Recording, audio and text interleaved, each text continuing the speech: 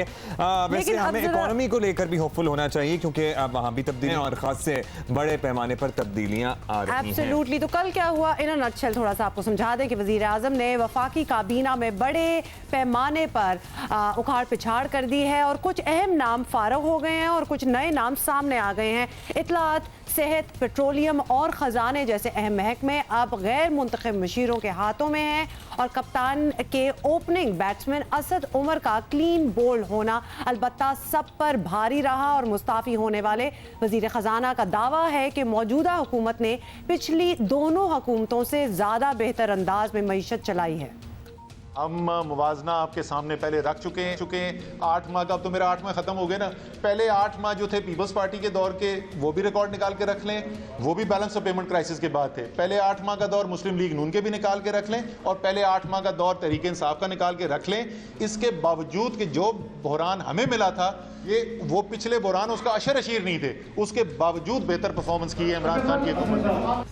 चलें, अब कह ही रहे हैं कि पहले 8 माह का दौर मुस्लिम लीग नून के दौरे हुकूमत का भी निकाल कर रख लें और पहले 8 माह पीटीआई की हुकूमत के भी निकाल के रख लें, तो हम यही कर लेते हैं। ऑल राइट जी। असद उमर वजारत ख़जाना को खैर बात कह चुके हैं, लेकिन अब उनके 8 माह के मुख्तसर दौर में मईशत के हालात पर बात हो ही रही है और उन्होंने खुद ही हमें कहा है कि हम ये करें तो हम तो करेंगे। लेकिन ये ज़रूर बता दें हुमा कि नून लीग ने भी अपने इब्तदाई 6 माह में शदीद मौशी मसाइल का सामना किया था और ये मसाइल बताने के लिए, समझाने के लिए हम ज़रा अपनी जगह छोड़ेंगे और यहाँ पर आएंगे ताकि कुछ विजुअली आप लोगों को समझाया जा सके। कुछ आदाद व शुमार आपसे शेयर करते हैं। सबसे पहले तो वज़ीर आज़म नवाज शरीफ को लाएं। उनकी की हुकूमत थी।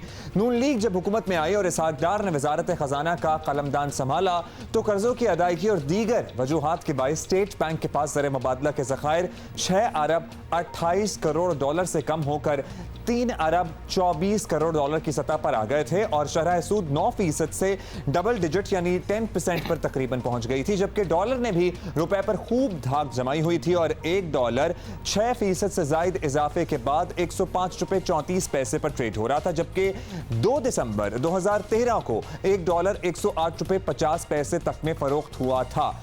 इस दौरान मरकजी हुकूमत पर 977 अरब रुपए कर्जा भी पड़ा और ये 14,000 अरब रुपए से 2 दिसंबर 2013 तक 14,984 अरब रुपए तक हो गया। बैरूनी कर्जों की अगर बात करें तो बैरूनी कर्जे मामूली कमी के साथ 60 अरब 89 करोड़ डॉलर से 60 अरब 81 करोड़ डॉलर पर हो गए। अलबत्ता मुल्क का कुल कर्जा 16,227 अरब रुपए से दिसंबर 2013 तक 6% इजाफे के साथ 17,250 अरब रुपए पर चला गया और आलमी मार्केट में दिसंबर 2013 के अख्तिताम तक खाम तेल की कीमत में फी बैरल $6 से जायद का इजाफा हुआ और ये $108 फी बैरल पर पहुंच गई, जिसके बायस पाकिस्तान में जनवरी 2014 में पेट्रोल की कीमत में 13 रुपए का एक साथ इजाफा हुआ था और 113 रुपए फी लीटर में उस वक्त भी पेट्रोल फरोख्त हुआ था और लोगों ने उस वक्त भी बहुत आवाज उठाई थी।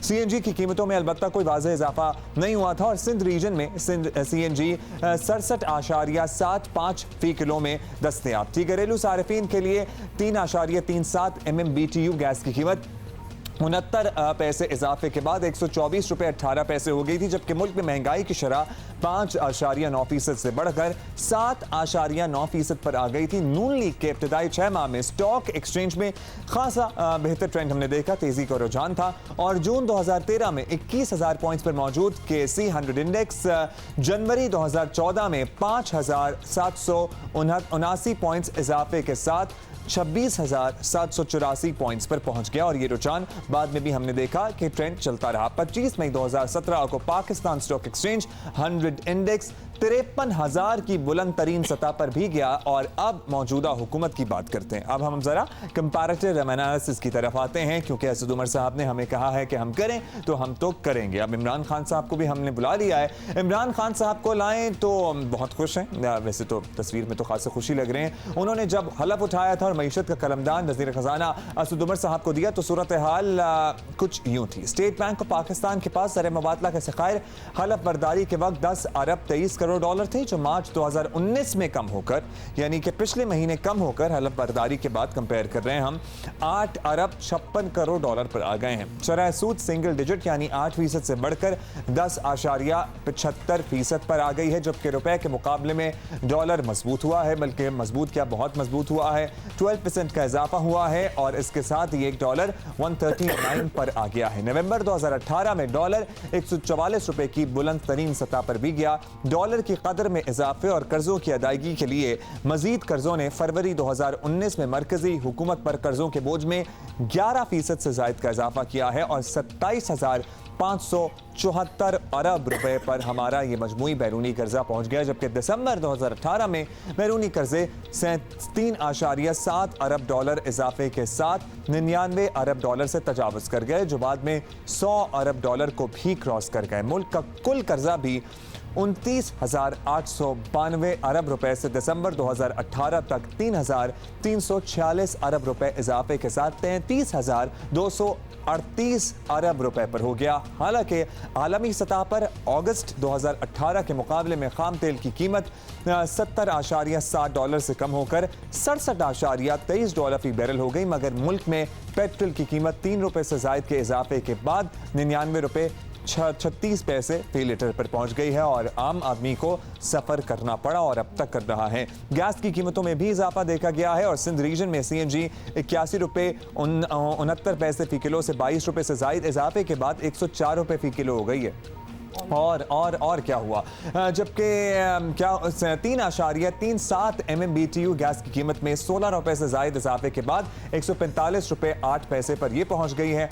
हालिया जो फैक्ट्स एंड फिगर्स हैं आदाद शुमार ने मुल्क में महंगाई की शरह भी 5.8% से बढ़ाकर 9.4% तक बढ़ने का बताया है। That's a huge jump। और इसके अलावा गुज़श्ता चंद सालों में बेहतरीन कारकर्दगी दिखाने वाला KSE 100 इंडेक्स 18 मार्च को 3,000 पॉइंट से जायद की कमी के बाद 38,000 पॉइंट्स पर आ गया, जबकि 18 मार्च को 100 इंडेक्स 36,579 पॉइंट्स के साथ 3 साल पहले की कम तरीन सतह पर भी पहुंच गया था। पाकिस्तान स्टॉक एक्सचेंज का जो हाल है उससे भी बहुत लोगों ने सफर किया है। इन्वेस्टर्स को करोड़ों नहीं अरबों का नुकसान भी हुआ है एक दिन बड़ी में। कंक्लूसिव किस्म की आपकी रिसर्च है और लिटरली इसको अगर देखा जाए रिसर्च एक्चुअली बिल्कुल जी, अब देखा जाए तो हर चीज़ में ही लग रहा है कि इट हैजंट फेयर्ड वेरी वेल, लेकिन खैर एनीवे जो होना था वो तो हो गया। सवाल ये है कि क्या नए मुशीर ख़जाना वाकई हालात संभाल लेंगे कि नहीं। Obviously that is the big question. हर कोई इसी बारे पे बात कर रहा है, हर कोई इसी पे लिख भी रहा है। IMF से मुज़ाकरात हतमी मराहिल में हैं और अब का इनका मुस्तकबिल क्या होगा। 8 माह से महंगाई जो है रुकावट जो है वो रॉकेट की रफ्तार पे बढ़ती चली जा रही है और जिस तरह आपने सुनाई है वो वाकई लग रहा था कि इससे भी ज़्यादा है और इस पर काबू पाया जाएगा कि नहीं, तो ये भी बहुत बड़ा सवाल है। और 2 माह के अंदर नया बजट भी बनाना है, तो अवाम पर मजीद बोझ डाले बगैर बजट तैयार हो सकेगा कि नहीं, ये एक सवाल है जो कि obviously people are also concerned about that, because ये तो डायरेक्टली उनको इफेक्ट करता है। और